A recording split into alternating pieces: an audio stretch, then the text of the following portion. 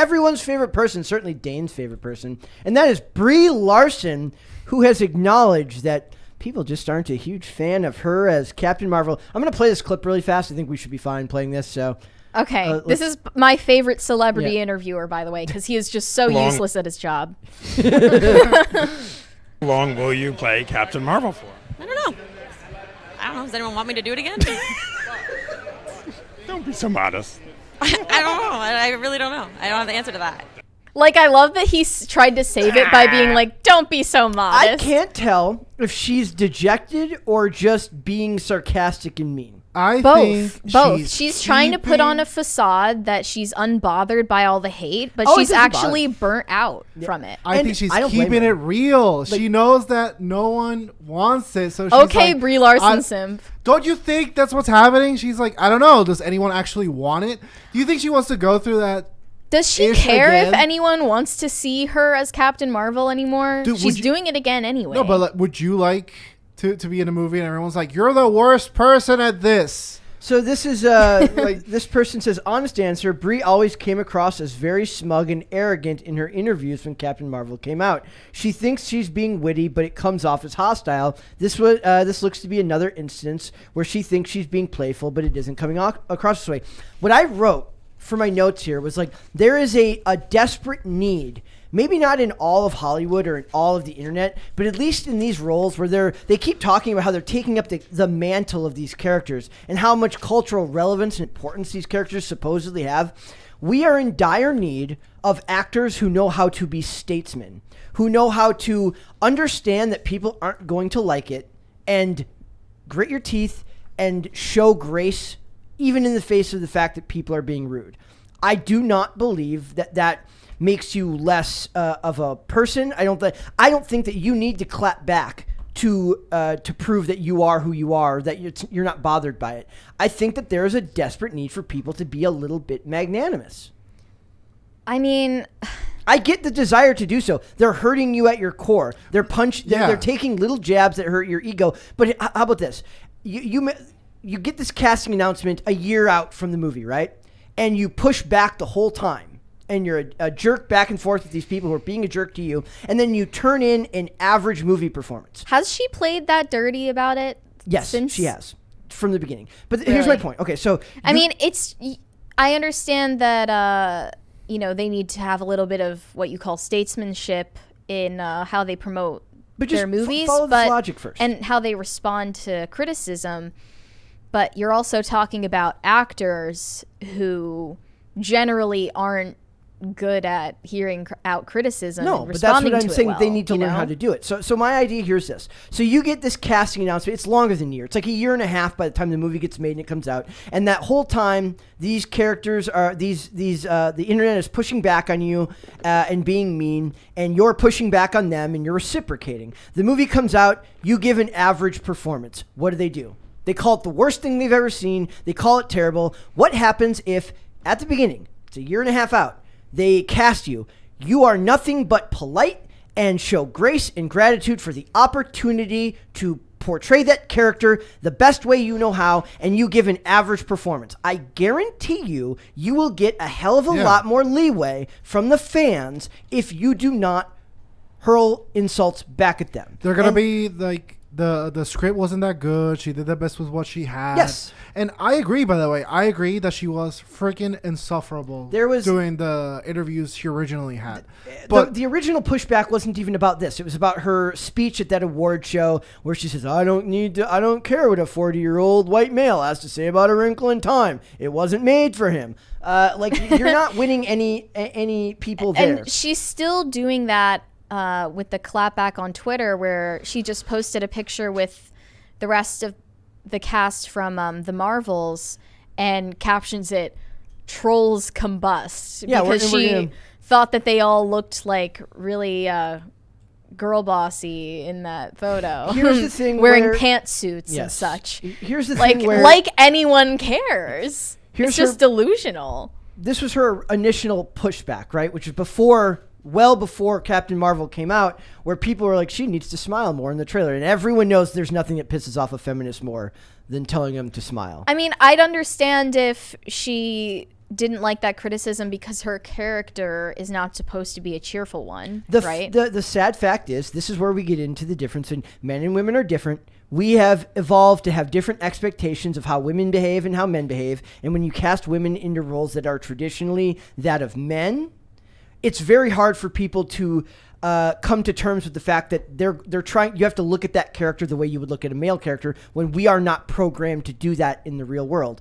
If she doesn't make these posts, if she doesn't push back on all the fans, and she makes the same mediocre movie, and that's the number one thing I heard from Captain Marvel, and it was mediocre.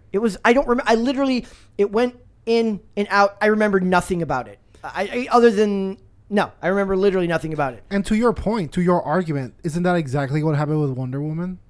The first one? No. Like, that wasn't like a cinematic masterpiece by any... That movie's loved, though. Fine, but isn't it because Gal Gadot is also charming? I think it's an objectively better movie than the other one. I haven't seen Miss Marvel. Gal Gadot is better at doing the warm affect than Brie Larson for sure. But there was also a love interest in hers that plays. They don't. They're not comparable movies, right? But you're right. Like, and how was promo done for Wonder Woman? Was it different than? Well, Captain Marvel? She certainly wasn't getting she certainly wasn't out here attacking the people that were supposed to come and watch her movie. Was she getting attacks? No. Not that I remember. I don't want to... But she had already appeared in Batman vs. Superman, which didn't really do well. So you could say that, but a lot of people said she was fine in that movie, so she had some lead in there. But like you said, she posted the troll images of a bunch of women sitting purposely like men. On very, very much on purpose. Right. It's just so try hard. Like, acting like you don't care what people think of you when what people think of you is how you make your money. Yes. Well, that's what I'm saying. It ignores the reality of your situation, right? Whether you like it or not, a little bit of humility goes a long way. I usually talk about that in the context of the shows and the movies. In the context of your promotion, if anything, it means even more. Right. Robert Downey Jr., everyone loves him as Iron Man, even though he says some stuff off color sometimes, or he said stuff off color in the past. When was the last time you heard anything about that? Recently, the last thing I can even remember we talking about him was when he pushed back on the director for calling superhero movies cultural genocide. But he was defending the movies and the characters that these people love. It doesn't cost you anything to be a little bit of a statesman in a world that's looking for conflict. I mean, the caption of this photo set that Brie Larson posted, personally addressing the so-called trolls, it almost feels like someone managing her social media for her who thought that was a good PR move. Could be.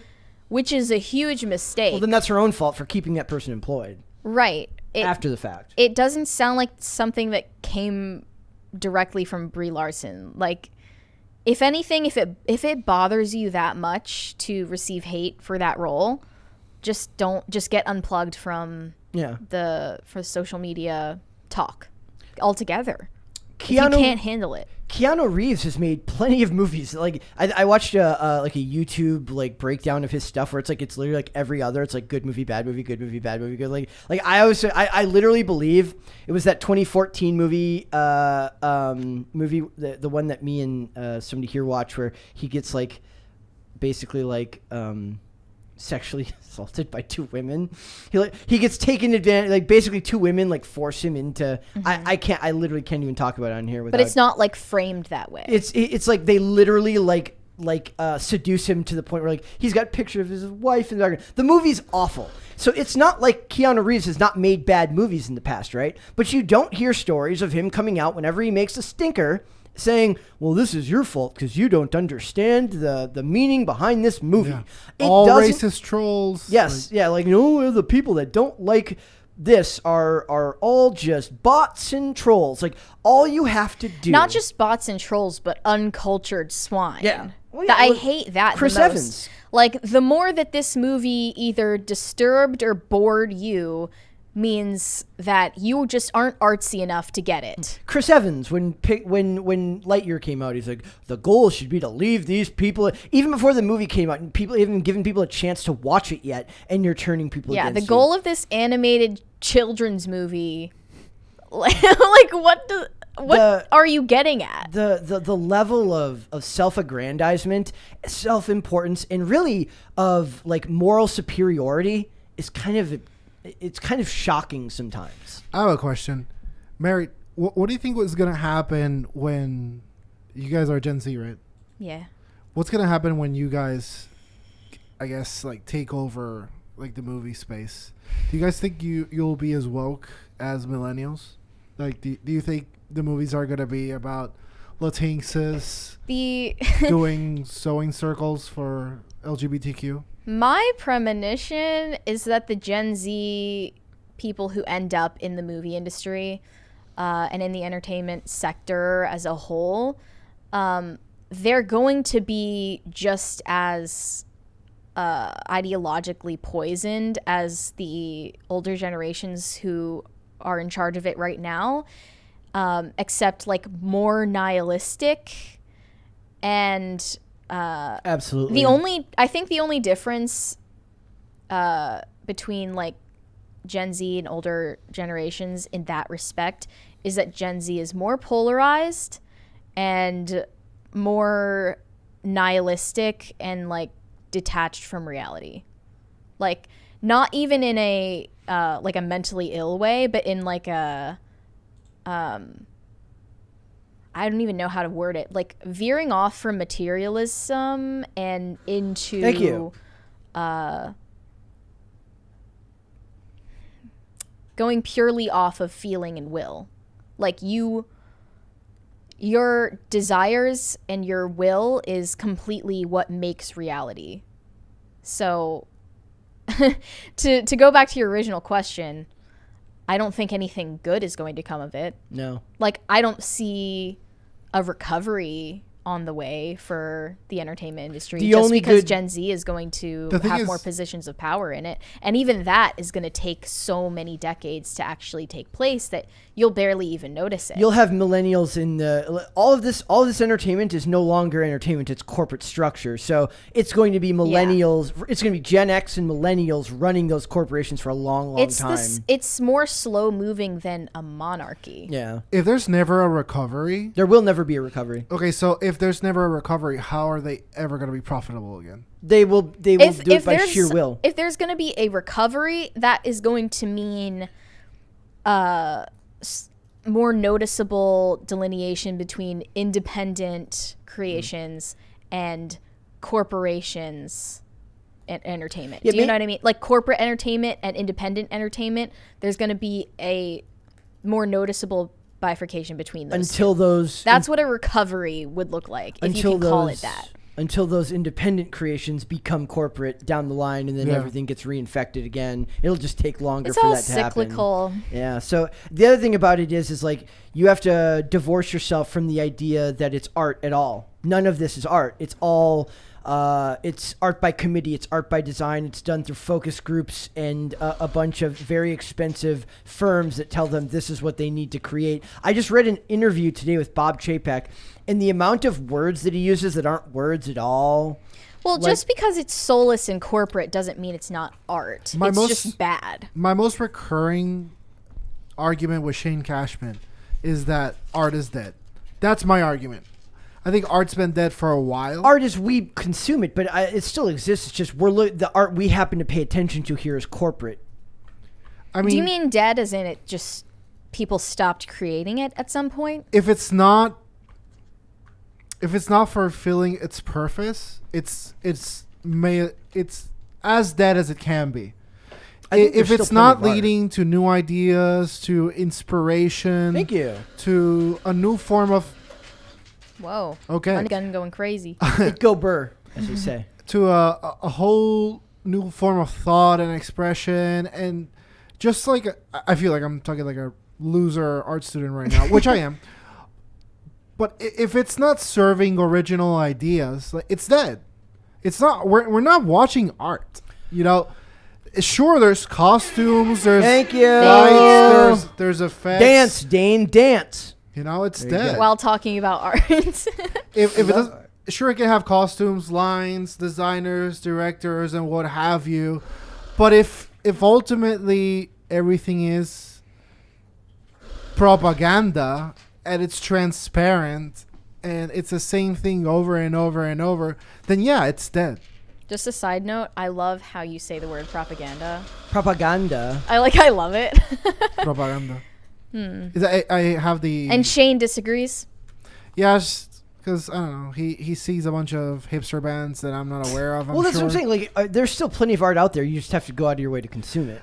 But I think a big part of it is all of us sharing it.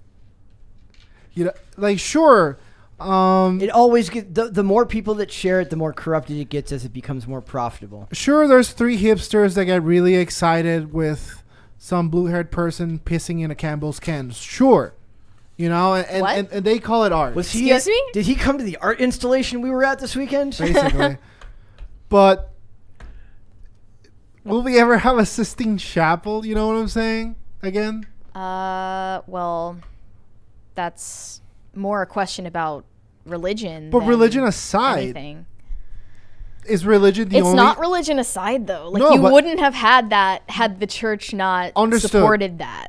Religion aside in the sense of surely there are some things besides religion that have mass appeal and can inspire great thought. Just to give an example, I think space exploration Okay. for me is a subject of grand interest, and why, you know, There's been Maybe one exploration day- in media about that, We'll right? see, like, like a- The Some of the best Expanse. movies. People love The Expanse. People love Interstellar. Interstellar, right?